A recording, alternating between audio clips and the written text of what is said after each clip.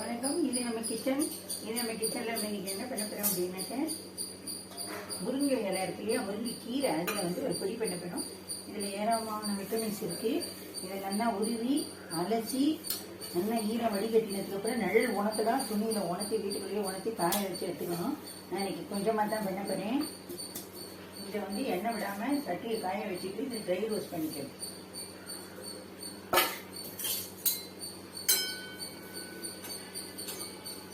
கருவை விட்டுறக்கூடாது இந்த கீரைங்க.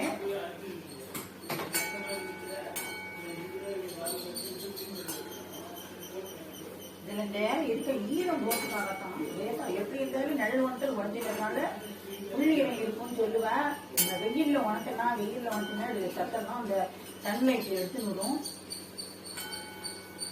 சில பேர் வெயிலில் காய வச்சுட்டு கூட வறுத்தாங்கன்னா அப்படியே கூட பண்ணுறவா இருக்கா, அந்த விருப்பம்.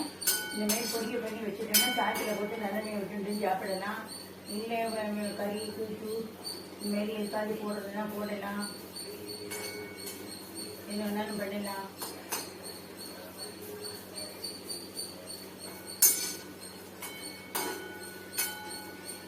இதேமாரி கருவேப்பிலையை காய வச்சு எடுக்கலாம், கொத்தமல்லி எடுக்கலாம், புதினா எடுக்கலாம்.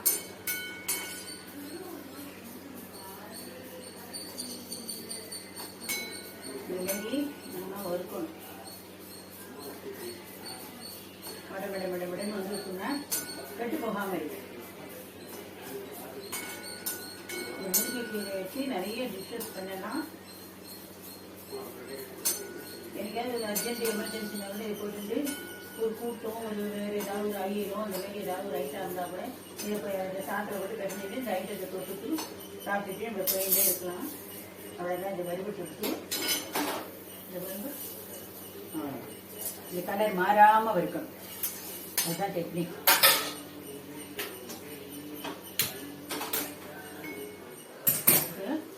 பூண்டு இது தொண்டாடியே போட்டுட்டு தெரியும் ஒரு வறுப்பு வச்சுக்கோ. நீங்கள் இதை வந்து வெயிலில் கூட வச்சு எடுத்துட்டு அப்படியே தோலியோடையே வெயிலில் வச்சு நல்லா ஒரு நாள் வெயிலில் வச்சு எடுத்துட்டு கூட இதை ட்ரை ரோஸ்ட் பண்ணிவிட்டு இது பொடி வறுக்கிறது இதை செய்யறதுக்கு இதோட கலந்துக்கலாம். இது வேண்டாம் அப்படிங்கிறவங்க அவாய்ட் பண்ணிடலாம், வேணுங்கிறவா போட்டுக்கலாம். அப்புறம் இதுக்கு என்னென்ன தேவை அப்படின்னாக்க இது நான் சொல்கிறேன், அவ்வளோதான் வறுத்து சொல்கிறேன்.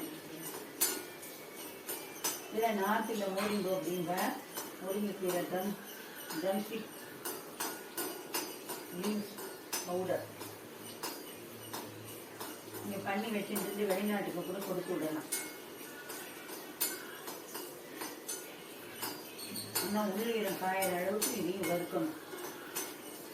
ஃப்ரிட்ஜில் வச்சுட்டுனாக்க கெட்டு போகாமல் இருக்கும். இது வேணுங்கிறவா வேண்டான்னு அவாய்ட் பண்ணிட்டு போயிடலாம். அதுமாரி நான் கொஞ்சம் வெல்லம் போட போகிறேன். இந்த வெல்லமும் வெல்லம் வேண்டாம், ஒரு சிட்டிக்கு வெல்லம் தான். எள்ளு போட்டுக்கணும்.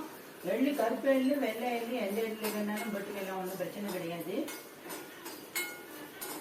விருப்பம் அதையும் எல்லாமே இதில் போடுற இன்க்ரீடியன்ஸ் எல்லாமே ட்ரை ரோஸ்ட்டு தான். எதுவுமே நம்ம எண்ணெய் விட்டு வறுக்க போகிறது இல்லை, எல்லாமே ட்ரை ரோஸ்ட் பவுடர் தான்.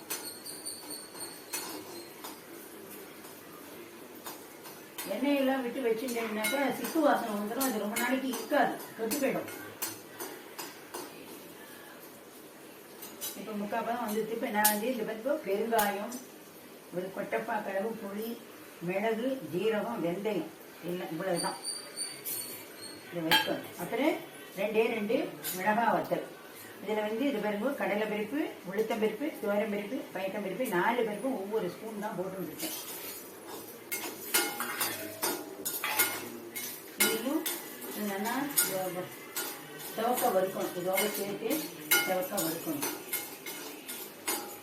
இதை பாருங்க, இந்த எள்ளு வறுத்துட்டேன், ட்ரை ரோஸ்ட் பண்ணி வறுத்துட்டேன். ஒரு சிட்டிக்கு தான் வெல்லம்.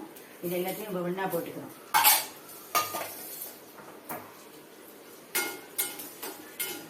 இன்னொரு சொல்லிடுறேன், இதுக்கு என்னென்ன தேவை.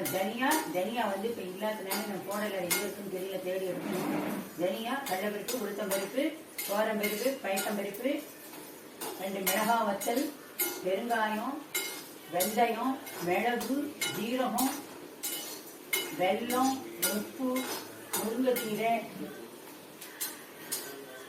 இது எல்லாத்தையும் போட்டுட்டு நல்லா ட்ரை ரோஸ்ட் பண்ணி வறுக்கணும். வறுத்துட்டு இதை கொட்டி நல்லா ஆறின உடனே பவுடர் அரைச்சிக்கணும். உங்கள் விருப்பப்படி நைஸ் பவுடராகவும் அரைச்சிக்கலாம், கோஸ் பவுடராகவும் அரைச்சிக்கலாம். இந்த பொடியை வந்து சாப்பிட போட்டு கலந்து சாப்பிடலாம், இல்லை வந்து பொடி தோசைக்கு யூஸ் பண்ணலாம், பொடி இட்லிக்கு யூஸ் பண்ணலாம். நீங்கள் பொரியெல்லாம் பண்ணுறது பார்த்தீங்கன்னா எல்லா காய்கறியும் போட்டு கறி பண்ணுறேன், அதுக்கு கூட இறக்கி வச்சு இந்த பவுடரை போட்டு ஒரு கலரி இறக்கிடலாம். எதுக்கு வேணாலும் இது யூஸ் பண்ணலாம். இது வந்து ஆல் பர்பஸ் பவுடர். இந்த கூட்டிலேயே நான் பண்ணாடி வறுக்கிறேன். நம்ம வந்து உங்கள்கிட்ட எந்த அளவுக்கு நீங்கள் முருங்கைக்கீரை வச்சுருக்கீங்களோ அந்த அளவுக்கு இந்த சாமானை சேர்த்துக்கணும். இது என்ன சேர்த்து பண்ணினா ரொம்ப நல்லா இருக்கும்.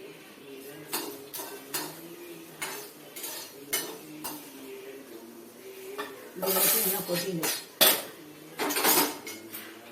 இப்போ இது நல்லா ஆறினத்துக்கு பிறகு நம்ம பவுடர் பண்ணிக்கலாம். இப்போ முருங்கைக்கீரை பொடி அரைச்சாச்சு. இந்த வெறும் நான் வந்து கோர்ஸாக அரைச்சிருக்கேன்.